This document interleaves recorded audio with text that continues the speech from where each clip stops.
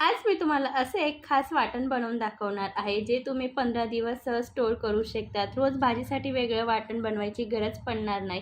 या एकाच वाटणामुळे भाजीही चविष्ट होते आणि शिवाय वेळही खूप वाचतो. या वाटणाचा वापर करून इथं मी वाटाणे आणि बटाट्याची भाजी बनवून दाखवलेली आहे. चला तर मग रेसिपीला सुरुवात करूया. सर्वप्रथम इथं मी गॅस ऑन करून 2 चमचा धने आणि 3 चमचा इथं तीळ घेतलेली आहे. आता आपल्याला लो टू मिडियम फ्लेमला छान भाजून घ्यायचं.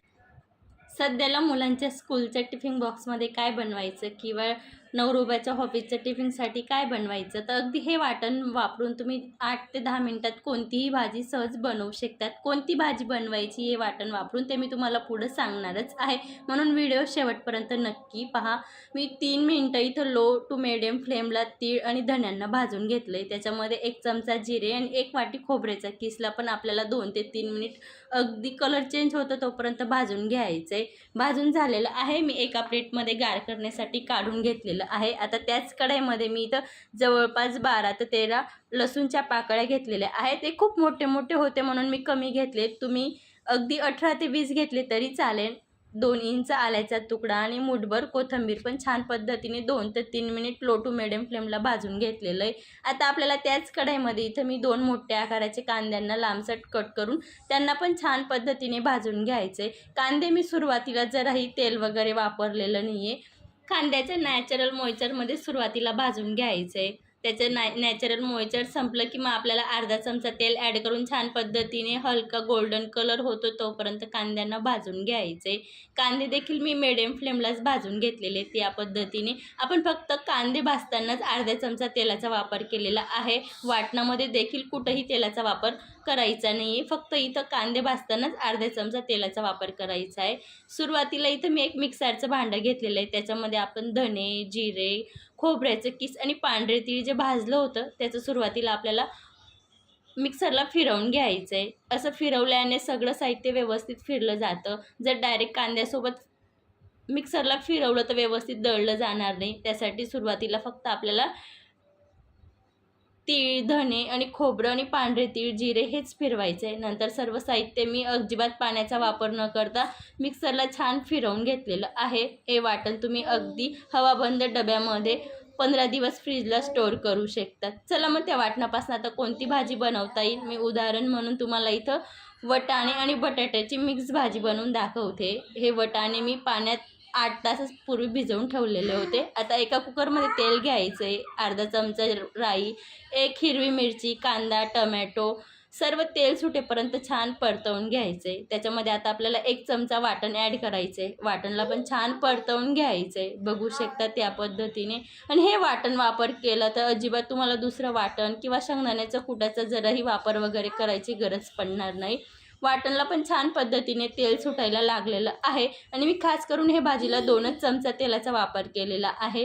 ते तुम्हाला व्हिडिओमध्ये दिसलंच असेल. आणि आता आपल्याला ढीगभर मसाल्यांची पण गरज नाही पडणार. मी इथं अर्धा चमचा काश्मीरी लाल तिखटनी, अर्धा चमचा घरगुती लाल तिखट, पाव चमचा गरम मसाला, पाव चमचा हळद, चवीनुसार नमकनी, 1 चमचा मी जिरा पावडर वापरलेली. मी तडका देताना मी याच्यामध्ये जराही जिऱ्याचा वापर केला नव्हता, त्यासाठी जिरा पावडर वापरलेली. तुम्ही स्किप केली तरी चालेल. आणि हे वाटण जर तुम्हाला रस्सा भाजी बनवायची असेल तर थोडं तुम्ही जास्त वापर करू शकतात, आणि सुकी भाजी बनवायची असेल तर थोडं कमी वापर करू शकतात.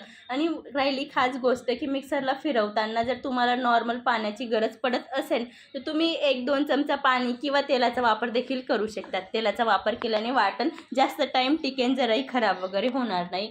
मसाले छान पद्धतीने तेल सुटायला लागलेलं आहे. आता आपण भिजवलेले वटाणे ॲड करून घेऊया.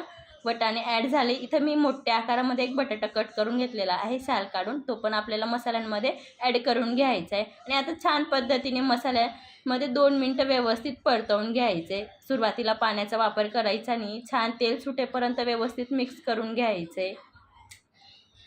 व्यवस्थित मिक्स केल्यानंतर आता आपण याच्यामध्ये गरम पाणी ॲड करणार आहोत. मी सांगितलंच की तुम्हाला रस्सा भाजी बनवायची त्यानुसार तुम्ही पाणी जास्त टाकू शकतात.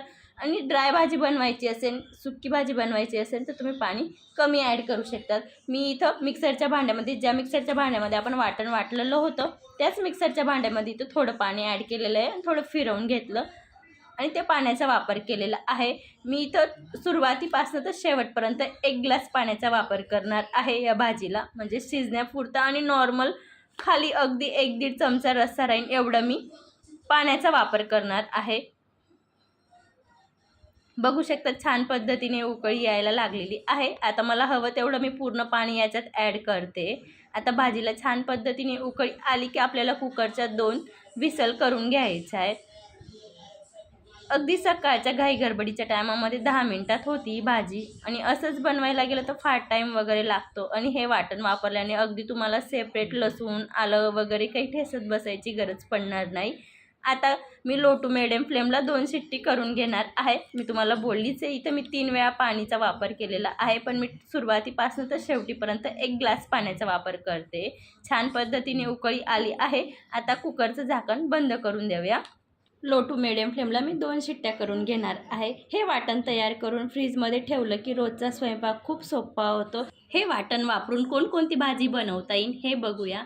शेवगाची भाजी, वांगे बटाट्याची भाजी, गवारची भाजी, मटकीची भाजी, कोणतेही कडधान्य तुम्ही आरामात बनवू शकतात. रसाभाजी, सुक्की भाजी. रसाभाजीला फक्त वाटण जास्त वापरायचं आणि सुक्की भाजीला वाटण कमी वापरायचं. बघू शकता इथं 2 शिट्टीमध्ये भाजी बनवून तयार झालेली आहे. अगदी बटाटे पण शिजलेले आहेत आणि वाटाणे पण शिजून झालेले आहेत. आणि भरपूर जणांना वाटतं की कुकरमध्ये भाजी बनवल्याने तरी वगैरे येत नाही, तर बघू शकता तिथं भाजीला छान पद्धतीने तरी आलेली आहे. आजची रेसिपी जराही आवडली असेल तर फ्रेंड सर्कल, फॅमिली सर्कलमध्ये शेअर करा. चॅनलवर नवीन असाल तर चॅनलला सबस्क्राईब करा. अशाच एक छानशा रेसिपीसोबत भेटूया. तोपर्यंत मस्त खा, स्वस्त राहा, सर्वात महत्त्वाचं आनंदी राहा. पुन्हा भेटूया मस्त जबरदस्त रेसिपीसोबत. तोपर्यंत धन्यवाद.